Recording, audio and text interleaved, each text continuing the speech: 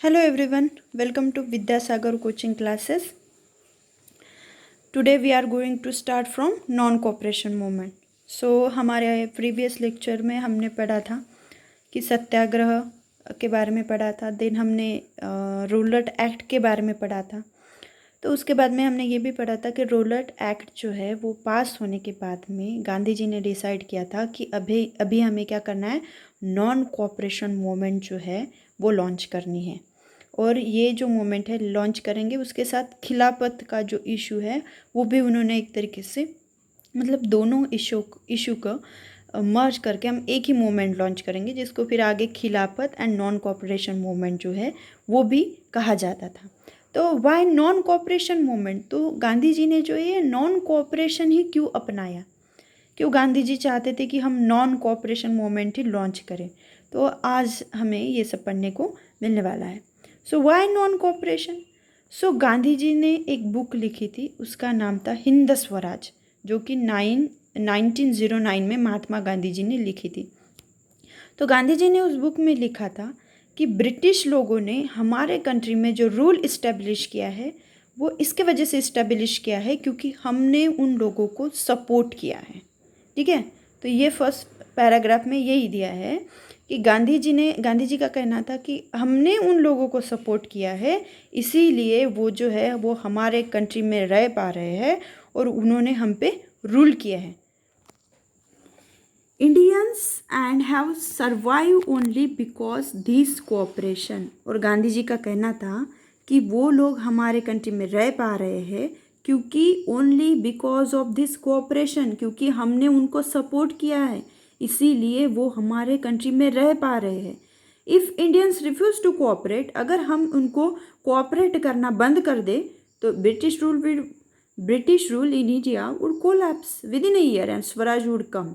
तो गांधी जी का कहना था कि अगर हम उनको सपोर्ट करना बंद कर दे, उनको कोऑपरेट करना बंद कर दे, तो 1 साल के अंदर अंदर क्या हो जाएगा कि ब्रिटिश रूल जो है वो ख़त्म हो जाएगा और हमें स्वराज, यानी स्वराज का मतलब क्या होता है, सेल्फ रूल जो है वो हमें मिल जाएगा, ऐसा गांधी जी का कहना था। इसीलिए गांधी जी ने डिसाइड किया कि अभी हम नॉन कोऑपरेशन मूवमेंट जो है वो स्टार्ट करेंगे। So then how could non cooperation became a movement. अभी इसको मूवमेंट कैसे बनाया गया ये हम पढ़ेंगे।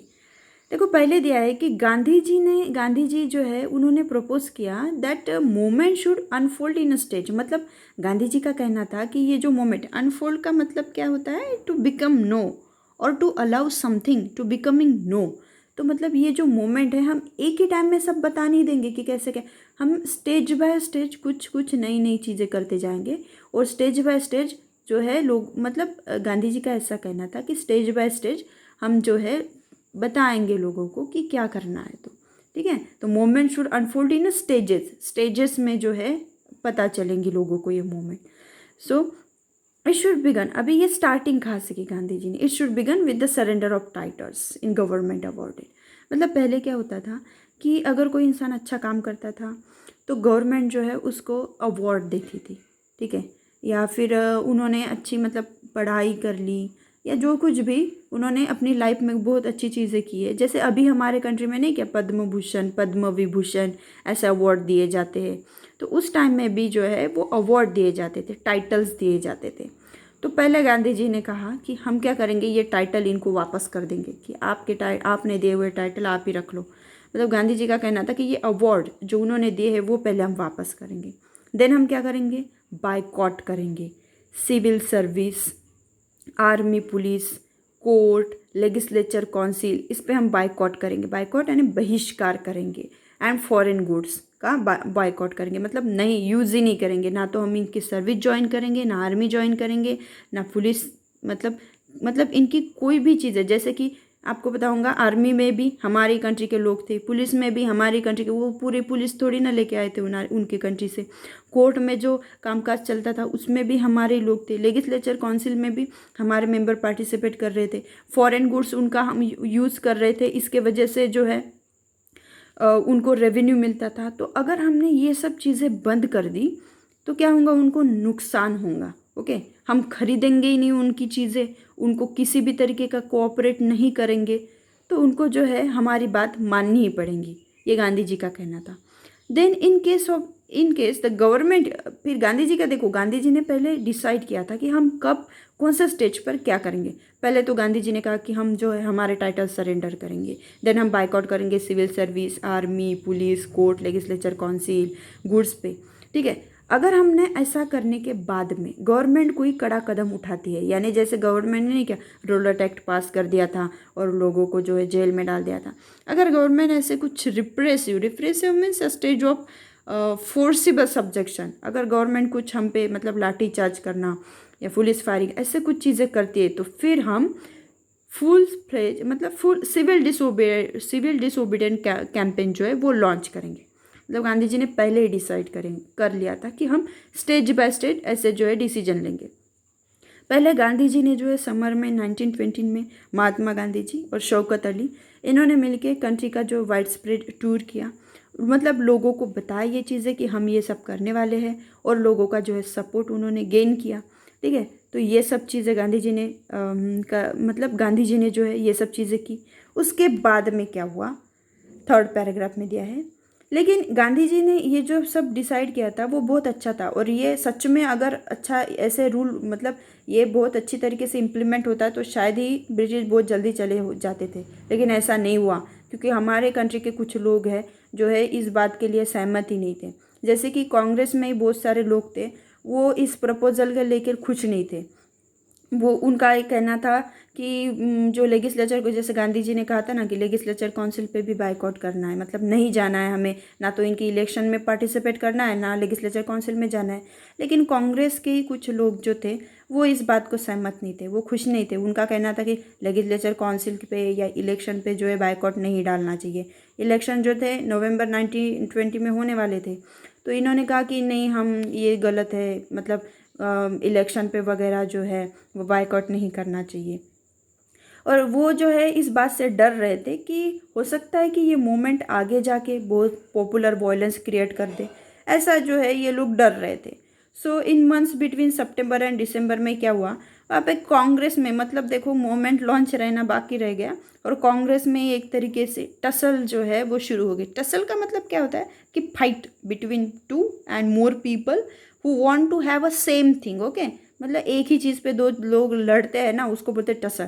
तो कांग्रेस में ही जो है लड़ाई शुरू हो गई, मतलब इंटरनल कॉन्फ्लिक्ट कि नहीं, हम ये बात नहीं मानेंगे। ये कर रहे थे कि हम लेजिस्लेचर काउंसिल के इलेक्शन में पार्टिसिपेट करेंगे।